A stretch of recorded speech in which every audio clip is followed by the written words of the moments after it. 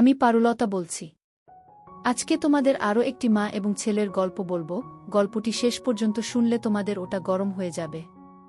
বোনের শ্বশুর রাতে আমার রুমে এসে আমার সাথে যা করল শুনলে আপনার আত্মা কেঁপে উঠবে। আপনার মেশিন দিয়ে পানি চলে আসবে। আপনি হাতের কাজ করতে বাধ্য হবেন। তাই গল্পটি মনোযোগ দিয়ে সম্পূর্ণ শুনুন। আমার গর্ভবতী দিদি তার নিজের খেয়াল রাখার জন্য বাচ্চার ডেলিভারির শেষের দিকে আমাকে তার নিজের শ্বশুরবাড়ি ডেকে নিয়েছিল। কিন্তু আমার জামাইবাবু সেই সময় আমার সাথে জোর জবরদস্তি করার চেষ্টা করেছিল। আর আমি ভয় পেয়ে গিয়ে আমার দিদিকে সবকিছু বলে দিয়েছিলাম। কিন্তু আমার দিদি আমাকে বলল, তোমাকে এগুলো করতেই হবে, না হলে বাইরের লোকের আঘাত অতটা কষ্ট দেয় না যতটা নিজের লোকের আঘাতে দেয়।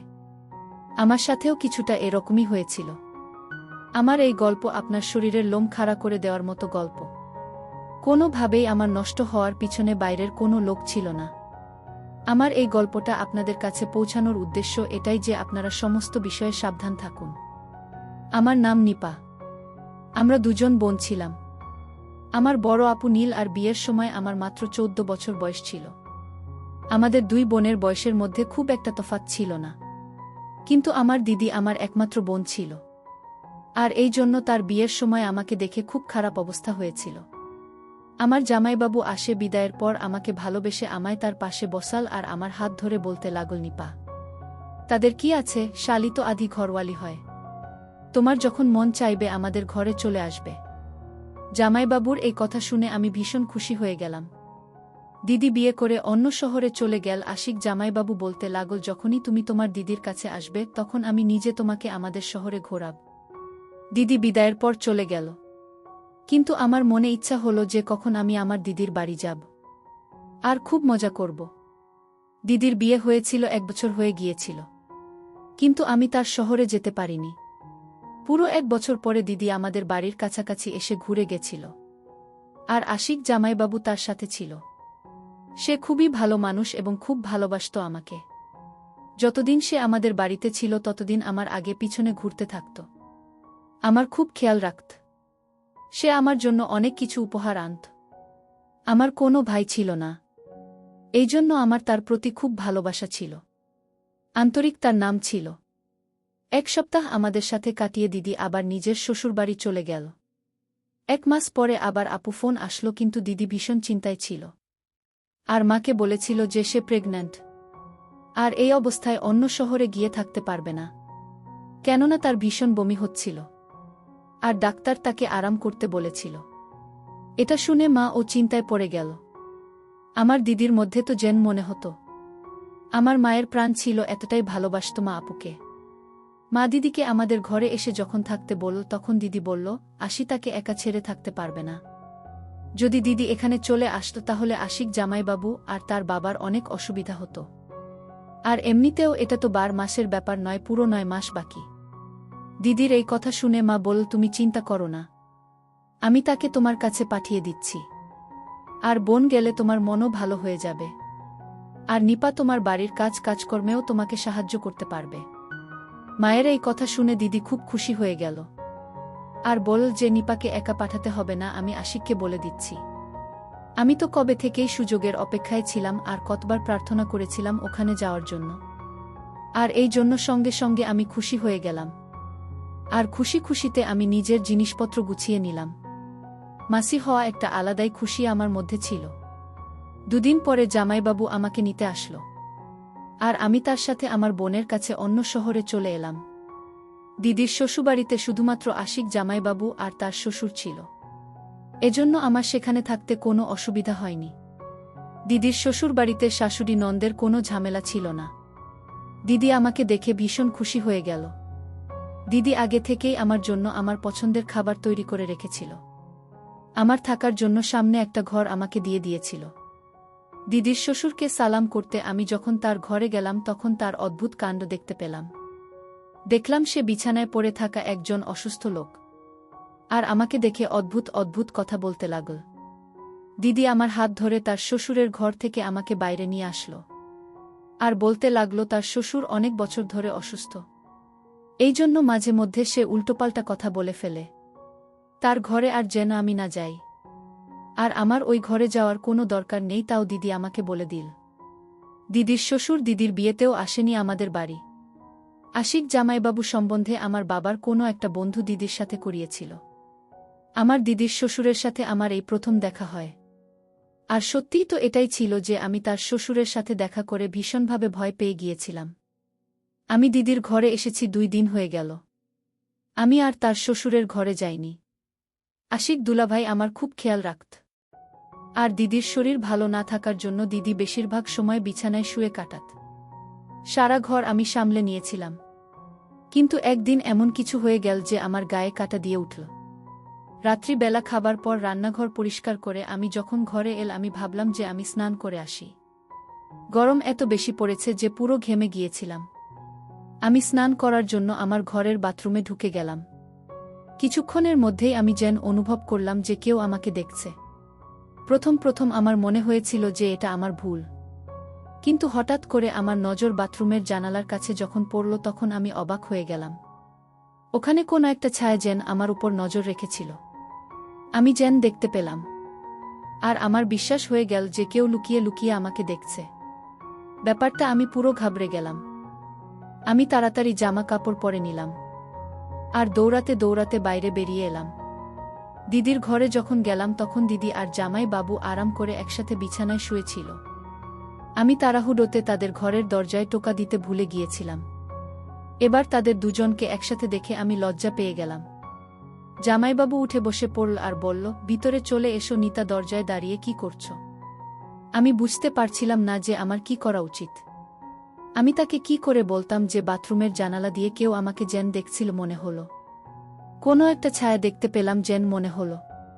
আমি এমনি বলে দিয়েছিলাম যে দিদির কাছে জিজ্ঞেস করতে এসেছি দিদি দুধ খাবে কিনা।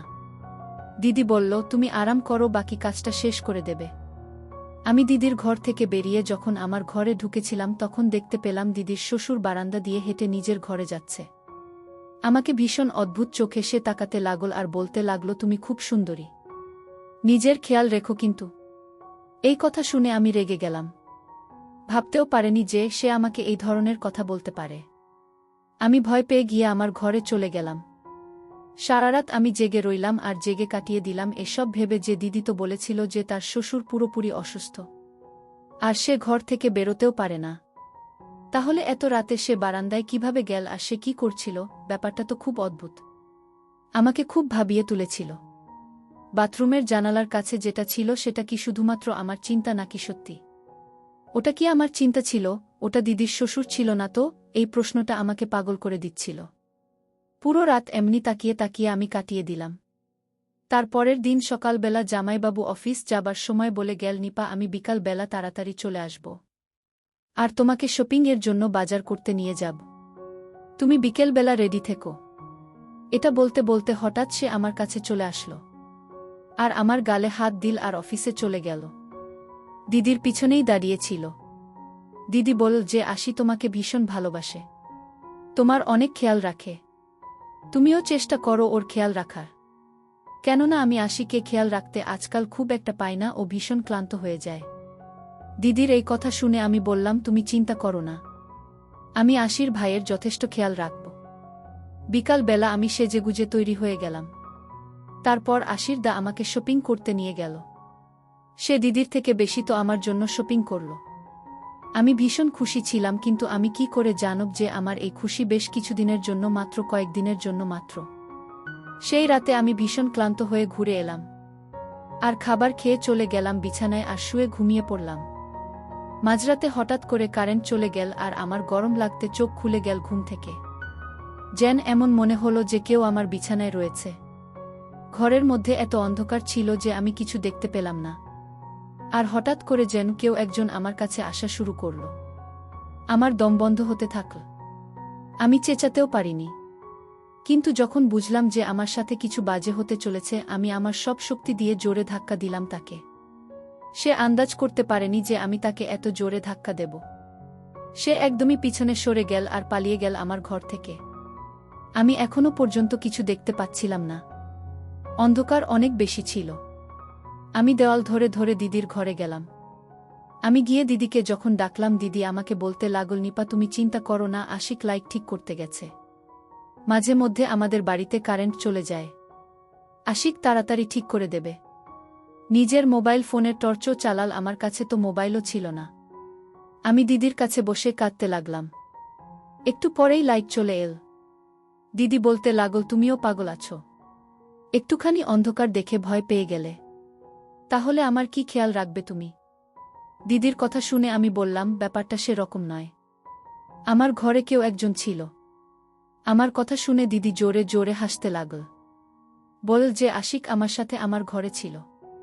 আমার শ্বশুর ঘর থেকে বেরোতেই পারেন না। তুমি অন্ধকারের জন্য ভয় পেয়ে গেছো, কোনো ব্যাপার না। আমি জানি না আমি দিদিকে কিভাবে বিশ্বাস করব যে আমার ঘরে সত্যিই কেউ ছিল, কিন্তু সেটাকে ছিল আমি বুঝতেই পারছিলাম না। যদি আশির দুলাভাই দিদির সাথে থাকে তাহলে আমার ঘরে কি ছিল? প্রথমে বাথরুমের জানালার কাছে কেউ একজন নজর রেখেছিল, আর এবার ঘরের মধ্যে কেউ একজন ছিল। মনে হলো আমি ভয় পেয়ে গেলাম। আমার মাথার মধ্যে থেকেই খালি দিদির শ্বশুরের খেয়াল আসছিল। লাইট ঠিক করে আশির দাদা ঘরে আসলো আর আমাকে দেখে বলল যে, নীল, আমি তোমাকে প্রথমেই বলেছিলাম যে অন্ধকারেও ঘাবড়ে যাবে, তুমি ওর কাছে চলে যাও। দিদি জামাইবাবুকে বলতে লাগলো, খুব অন্ধকার ছিল, আমি যদি পড়ে যেতাম? আমি কি করে জানব যে ও এত ভয় পেয়ে যাবে? আমি দুজনকে বললাম, তোমরা আমাকে নিয়ে চিন্তা করো না, আমি ঠিক আছি। আর এবার আমি আমার ঘরে গিয়ে ঘুমিয়ে পড়ব। আমি দিদিকে বেশি চিন্তা করতে দিতে চাইনি, কেননা মা বলেছিল যে ডাক্তার দিদিকে টেনশন নিতে বারণ করেছে। আমি ভয় পেতে পেতে নিজের ঘরে এলাম আর দরজা ভিতর থেকে লক করে বিছানায় শুয়ে পড়লাম। ঘুম তো আমার আসছিল না কিছুতেই। আমি ভাবছিলাম যে কোনো না কোনো বাহানা করে ঘরে চলে যায়। পুরোটাই আমার মিথ্যা সন্দেহ ছিল না, এই ব্যাপারটা আমার পুরো বিশ্বাস ছিল। কেউ আমায় একাকিত্বের সুযোগ নেওয়ার চেষ্টা করছিল। পরের দিন আসি। দাদা কোনো একটা কাজের জন্য কিছুক্ষণের জন্য দুপুরবেলা অফিস থেকে ঘুরে আসলো। ওই সময় দিদি ওষুধ খেয়ে নিজের ঘরে গভীর ঘুমে ঘুমাচ্ছিল, আর আমি রান্নাঘরে খাবার তৈরি করছিলাম। আর আমাকে সে পেছন থেকে জড়িয়ে ধরেছিল। আমি তার থেকে এই ব্যবহার একেবারেই আশা করিনি। আমি ভয় পেয়ে নিজেকে তার থেকে ছাড়িয়ে নেওয়ার চেষ্টা করতে লাগলাম। আমার আওয়াজ যেন আমার গলার মধ্যে আটকে গেল আর আমি কিছু বলতে পারলাম না। কিন্তু আশিক তো আমাকে ছাড়ার বদলে আরও জোরে জড়িয়ে ধরল আর বলতে লাগল যে, তুমি এত সুন্দরী, তোমার থেকে নজর ঈশ্বরে না। আমি অনেক চেষ্টা করে তার হাত থেকে নিজেকে ছাড়াল। আমার রান্নাঘর থেকে বাইরে পালিয়ে গেলাম দূরে। তখন আশিক আরও বলতে লাগল যে, তোমাকে স্নান করার সময়ও খুব সুন্দর লাগে, আর আমার মোবাইলে তোমার ভিডিও আছে। জামাইবাবুর এই কথাগুলো আমার যেন দম বন্ধ হয়ে আসছিল। আমি ভাবতেও পারিনি যে এই লোকটা এত নোংরা একটা লোক। আমি কাঁদতে কাঁদতে যখন জামাইবাবুর দিকে তাকালাম তখন সে বলতে লাগল, আমি তোমার সাথে শুধুমাত্র প্রেম ভালোবাসার কথা বলতে চাই। আর বলতে বলতে আমার দিকে এগিয়ে আসলো, আর আমি ঘরে চলে গেলাম আর নিজেকে ভেতর থেকে লক করে দিলাম।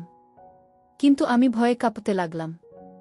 আমি আজ আমার জামাইবাবুর এমন রূপ দেখলাম যে এর আগে কখনো দেখিনি। আমি তো তাকে দাদা ভেবেছিলাম, কিন্তু সে তো আমার মান ইচ্ছের বিরুদ্ধে গিয়ে আমার শত্রু বের হল। জানি না কবে থেকে তার বাজে নজর আমার উপর পড়েছে, আমি খেয়াল পর্যন্ত করেনি। আশিদা কিছুক্ষণের জন্য অফিস থেকে ঘরে এসেছিল, আর তাই সে আবার চলেও গেল অফিসে। আর আমি ঠিক করে নিয়েছিলাম যে আমি আর এক মুহূর্ত এখানে থাকব না। বিকেলবেলা যখন দিদি নিজের ঘর থেকে উঠে আমার কাছে আসলো তখন কেঁদে কেঁদে আমার পুরো চোখ ফুলে গিয়েছিল। সে বিরক্ত হয়ে জিজ্ঞেস করতে লাগল যে, কি হয়েছে, কি ব্যাপারে তুমি এত কাঁদছ? আমি দিদির কাছে সত্যিটা লুকিয়েছিলাম, কেননা উনার অবস্থা এমন ছিল না যে আমি জামাইবাবুর ব্যাপারে এত বড় কথা বলবো। আমি কাঁদতে কাঁদতে বললাম যে খুব মা বাবার কথা মনে পড়ছে, আমি বাড়ি যেতে চাই। কথাটা শুনে দিদি আমাকে জড়িয়ে ধরে বলল, মাত্র এইটুকু ব্যাপার, তার জন্য তুমি কেঁদে কেঁদে তোমার চোখ ফুলিয়ে দিয়েছ?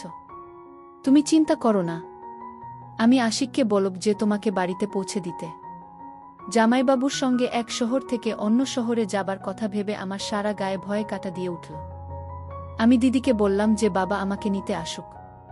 দিদি বলল, ঠিক আছে, ভালো কথা, এই উসিলায় বাবার সাথে আমার দেখা হয়ে যাবে। আমি দিদির কথা শুনে খুশি হয়ে গেলাম। আর দিদি যে এইমাত্র আমার কাছ থেকে উঠে নিজের ঘরে গেল তখনই তার জোরে চালানোর আওয়াজ শুনতে পেলাম। আমি সঙ্গে সঙ্গে দিদির ঘরে গেলাম। আমি গিয়ে যা দেখলাম তা দেখে আমার হুঁশ উড়ে গেল। দিদি বিছানার পাশে পড়ে গিয়েছে আর নিজের পেট ধরে জোরে জোরে চেঁচাচ্ছে। আমি দিদিকে উঠিয়ে বিছানায় শোয়ালাম আর অনেকক্ষণ তার কাছে বসে রইলাম।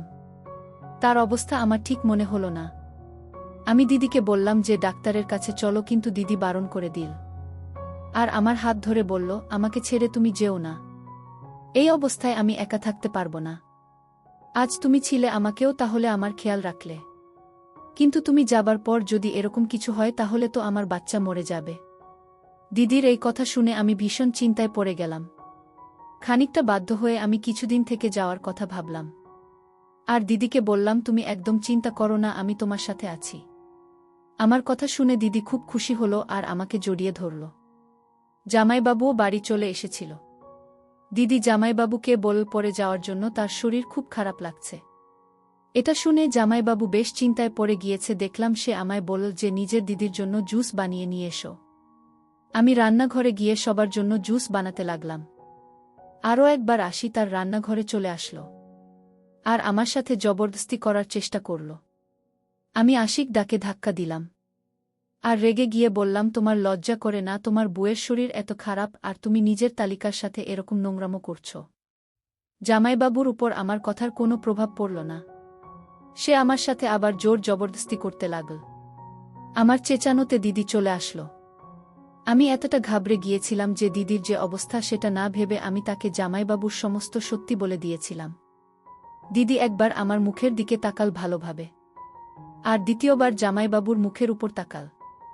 আর তাকে বলতে লাগল, তুমি কি রকম মানুষ যে একটা 15 বছরের মেয়েকে তুমি কাবু করতে পারে না? এক সপ্তাহ ধরে তোমাকে একা নাচছে আর তুমি আর কিছু করতে পারলেন না। দিদির এই কথা শুনে আমার পায়ের তলা থেকে মাটি সরে গেল। আমি অবাক হয়ে দিদির দিকে একভাবে তাকিয়ে রইলাম আর বললাম, আপু তুমি কি বলছো এসব? দিদির মুখে একটা অদ্ভুত হাসি ছিল। সে আমার হাত ধরে নিজের ঘরে নিয়ে গেল। আমি অবাক হয়ে দিদিকে দেখতে লাগলাম। দিদি আমাকে তার কাছে বসাল আর আমার মাথায় হাত বোলাতে বোলাতে আমায় বলল, দেখো নিপা, আমার কথা মন দিয়ে শুনুন। আমি আশিকের সমস্ত সত্যি জানি, কিন্তু আশির তোমার থেকে যেটা চাই তোমাকে সেটা করতেই হবে। আমি রেগে গিয়ে উঠে দাঁড়িয়ে পড়লাম আর আমি দিদিকে বললাম যে তুমি কি কথা বলছো? তুমি কি জানো তোমার বর আমার সাথে কি করতে চেয়েছে? সে আমাকে ব্যবহার করতে চায়, আমার সাথে খারাপ কিছু করতে চাইছে। আর তুমি কি করে একটা এরকম মানুষের সাথে জীবন কাটাচ্ছ যে তুমি প্রেগন্যান্ট হবার পর ও তোমার বোনের উপর নোংরা নজর রাখে? সে তোমাকে আর তোমার বাচ্চাকে সারা জীবন কি দেবে? আমার কথা শুনে দিদি বলতে লাগল, তোমাকে আশিকের সাথে সে সমস্ত কিছু করতেই হবে যা আসে তোমার থেকে চাইছে, না হলে সে কখনো বাবা হতে পারবে না।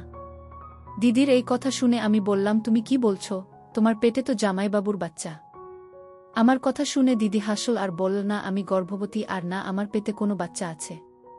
আমার এমন কিছু রোগ আছে যার জন্য আমি কোনোদিন মা হতে পারব না। এজন্য আমি তোমাকে এখানে ডেকেছিলাম যাতে তুমি এখানে এসে আমাকে আশিককে একটা বাচ্চা দিতে পারো। আশিক অন্য কারো বাচ্চা দত্তক নিতে চায় না, তার নিজের বাচ্চা চাই। আর এই জন্য আমার কাছে এর থেকে সহজ রাস্তা আর নেই। আমি অন্য কোনো মহিলাকে নিজের সতীন বানিয়ে এখানে আনতে চাই না। এজন্য আমি ঠিক করেছি যে এই কাজের জন্য আমি তোমাকে বলে দেব। এমনিতেও তুমি আমার নিজের বোন তো নও। আমি আশিককে খুব ভালোবাসি আর আমি তাকে কোনোভাবেই ছাড়তে চাই না। এজন্য আমি চাই যে তুমি গর্ভবতী হয়ে যাও।